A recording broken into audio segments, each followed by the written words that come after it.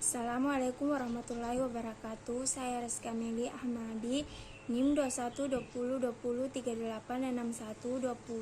2120203861206059, Prodi Perbankan Syariah. Saya akan menjawab soal ujian akhir semester mata kuliah Pendidikan Anti Korupsi. Pertama, apa tujuan dan sasaran pendidikan anti korupsi? Tujuan pendidikan anti korupsi adalah program pendidikan tentang korupsi yang bertujuan untuk membangun dan meningkatkan kepedulian warga negara terhadap bahaya dan akibat dari tindakan korupsi. Sasaran pendidikan anti korupsi.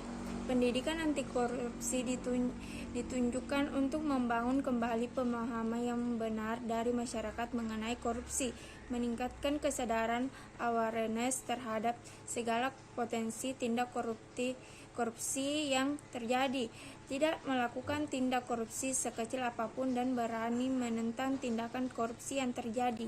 Kedua, jelaskan pendekatan dan implementasi pendidikan anti korupsi. Pendekatan pembangunan pendidikan nasional adalah suatu usaha yang bertujuan untuk mewujudkan masyarakat Indonesia yang berkualitas, maju, mandiri, dan modern.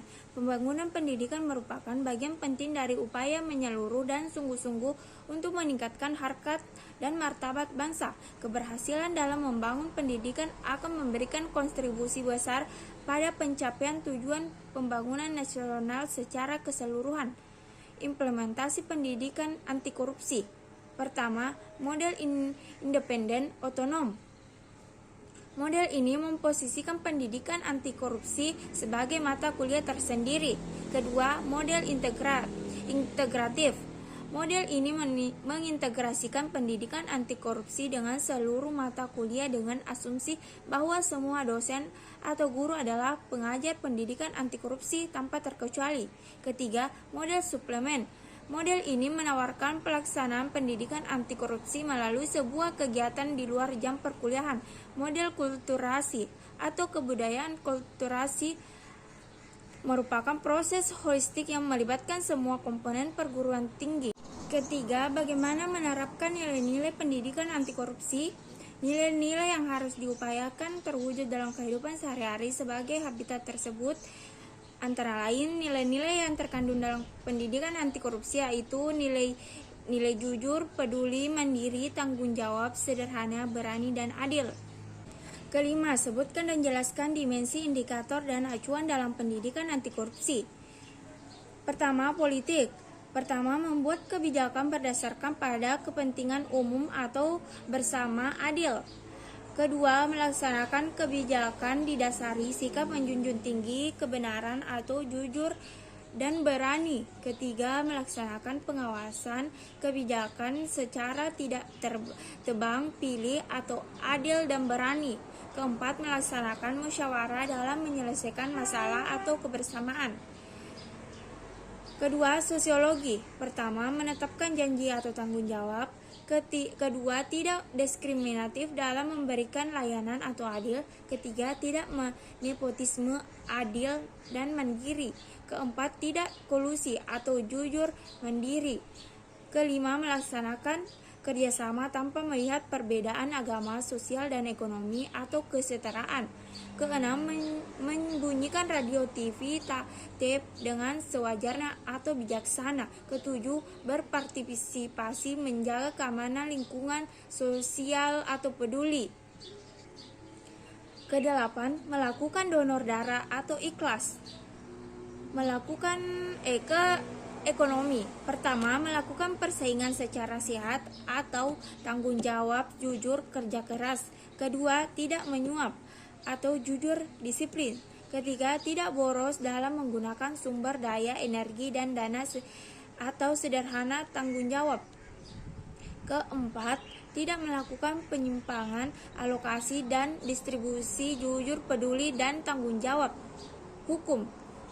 Pertama, melakukan penggelapan dana, pajak, barang, dan sebagainya atau jujur dan tanggung jawab. Kedua, tidak melakukan pemalsuan dokumen, surat, tanda tangan, dan sebagainya atau jujur tanggung jawab. Ketiga, tidak melakukan pencurian dana, barang waktu ukuran yang merugikan pihak lain dan sebagainya, atau jujur, tanggung jawab, dan disiplin. Keempat, tidak melakukan penipuan terhadap pihak lain. Kelima, tidak melakukan persekongkolan dalam membuat putusan. Keenam, tidak melakukan perusakan barang atau fasilitas milik negara. Ketujuh, tidak memberikan atau menerima gratifikasi. Kedelapan, tidak menyalahi atau melanggar aturan. Kesembilan, melakukan keputusan dengan penuh tanggung jawab. 6. Sebutkan dan jelaskan contoh mengapa pendidikan anti korupsi memiliki keterkaitan dengan kesederhanaan dan kejujuran. Kesederhanaan bersahaja, sikap dan perilaku yang tidak berlebihan, tidak banyak seluk-beluknya, tidak banyak pernik, lugas, apa adanya, hemat sesuai kebutuhan dan rendah hati. Jujur, lurus hati, tidak curang, tulus, dapat dipercaya, berkata dan bertindak benar, mengungkapkan sesuatu sesuai dengan kenyataan atau tidak berbohong, dan punya niat yang lurus terhadap setiap tindakan. 7. Jelaskan faktor internal dan eksternal terhadap tindakan korupsi. Faktor internal penyebab korupsi. Pertama, aspek perilaku individu. Sifat tamak rakus manusia, moral yang kurang kuat, gaya hidup yang konsumtif. Kedua, aspek sosial. Perilaku korupsi dapat terjadi karena dorongan keluarga. Cambeoforis yang mengatakan bahwa lingkungan keluarga lah yang secara kuat memberikan dorongan bagi orang untuk korupsi dan mengalahkan sifat baik seorang yang sudah menjadi traits pribadinya.